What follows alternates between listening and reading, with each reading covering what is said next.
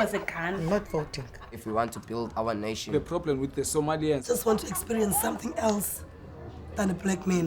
Move on, move forward. Like a horse with blinkers. Honestly say, I was about to have Corrupt sex and then I pulled crap, up. but it's nice.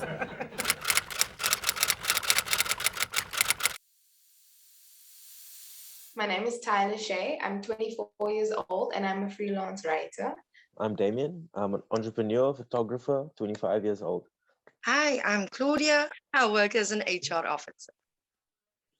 With regards to being married or in a long-term relationship, you share a lot of financial responsibilities.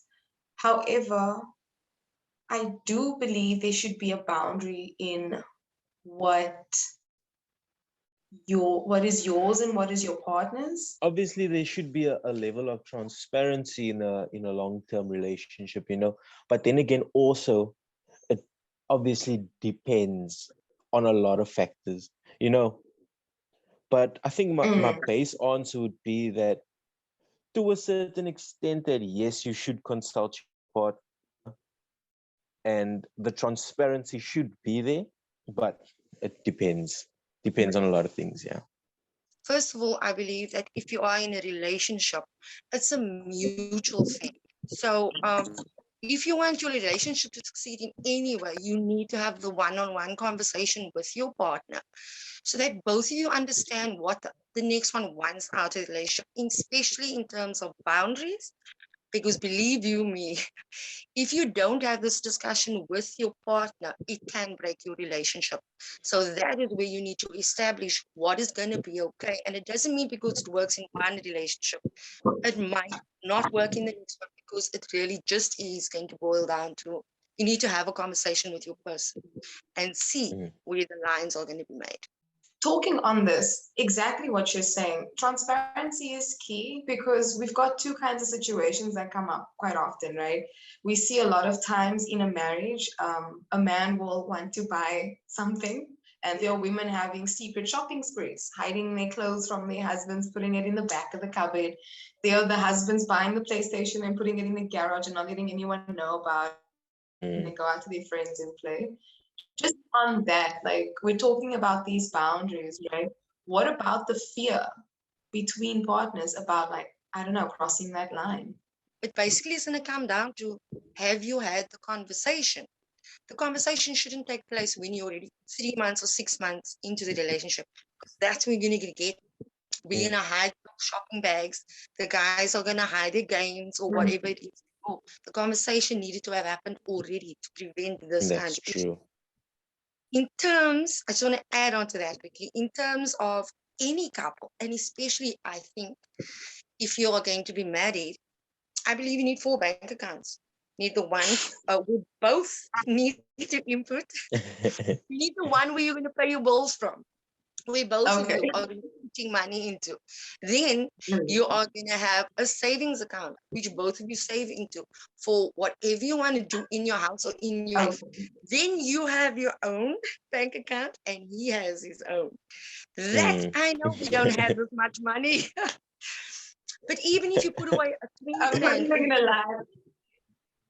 you will have your own savings so that when you want to go buy that PlayStation, she can't kill you. They can't kill you because you saved for it. Very true. And if your partner is aware of it.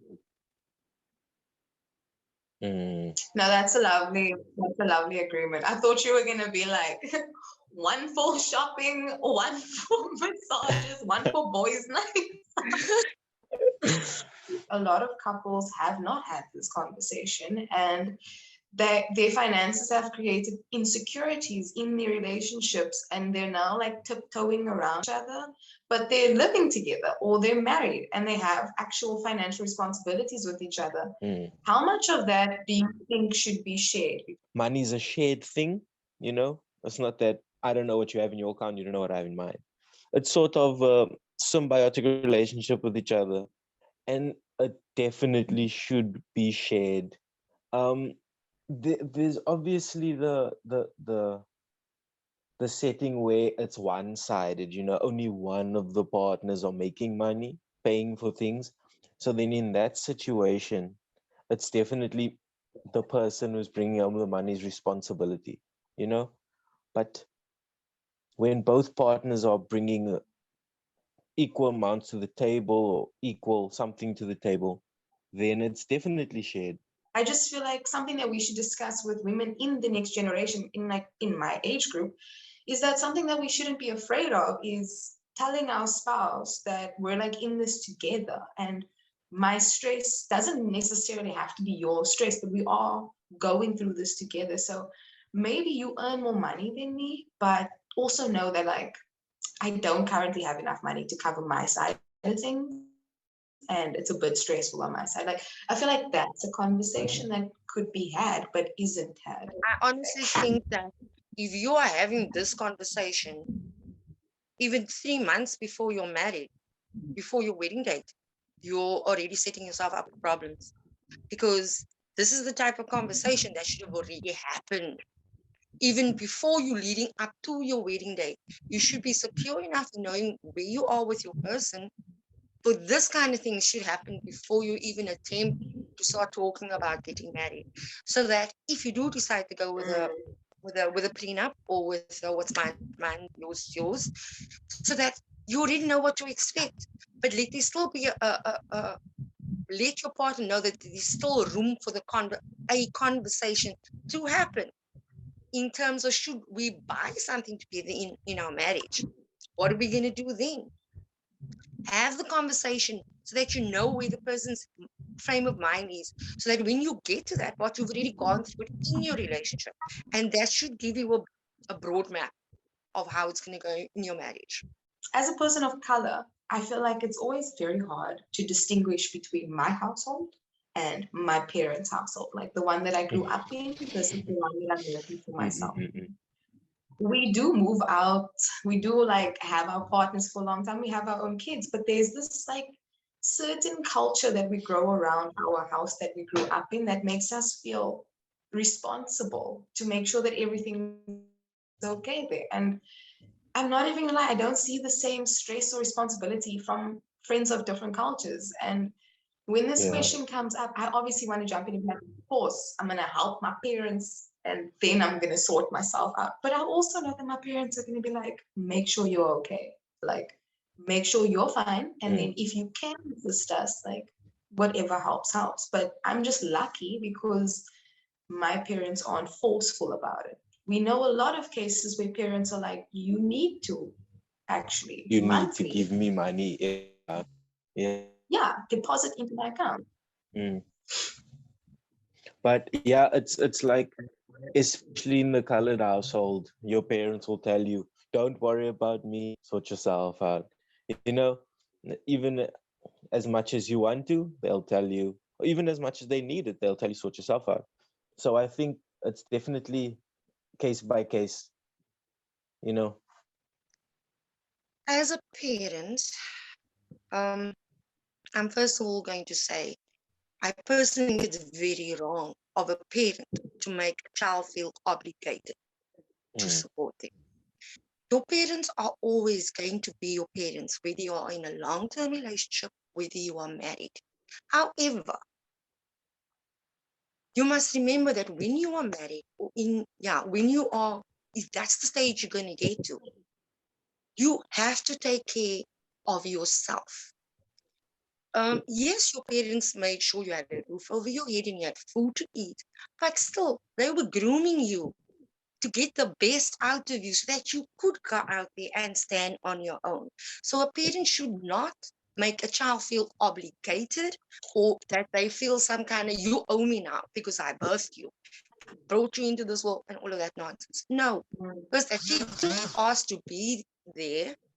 You have to be supportive as a parent, and you can always help your parents for the rest of your life, but it needs to come from the place that you and your partner has already discussed, and it shouldn't be a detriment to your own relationship.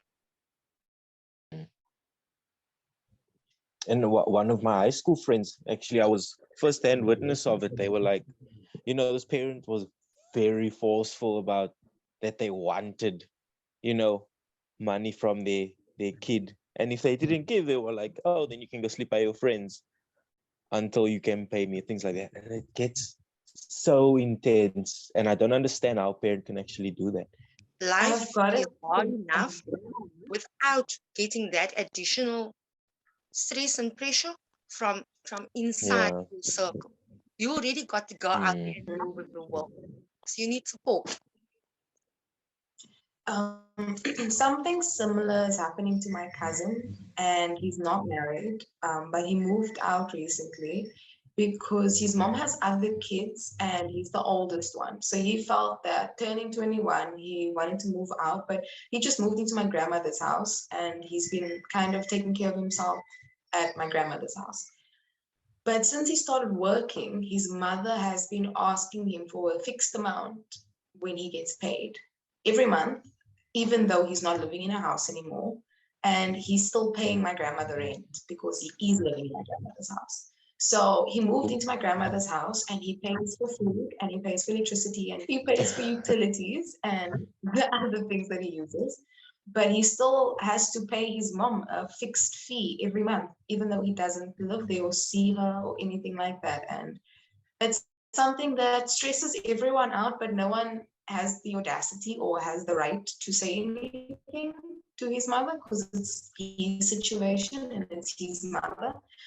It's just quite intense to see because he's younger than me, and to kind of level up, if you were to say, he's struggling to change his environment and move out because he's being stifled by financial responsibilities that are like beyond him right now. And I find it quite stressful that like he has to go through that. I get that my view might be different from normal parents. I don't think that's fair because firstly, if he's just 21, I know that boy is not earning 15 to 20,000 a month. I get that she might be trying to teach him responsibility and what he needs to, and maybe she's opening him up to life. It's never gonna be easy. It's never always gonna be someone that can cover for you or carry you in an extra way. All I'm saying is make it a bit of both.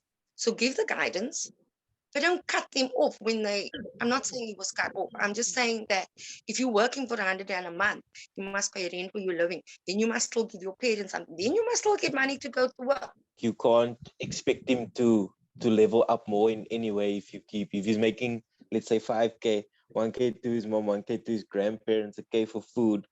He must go to work. He must still eat himself, at work, and he must still. That's a bit too much. All basically, it boils down to the same thing in terms of giving money to your parents.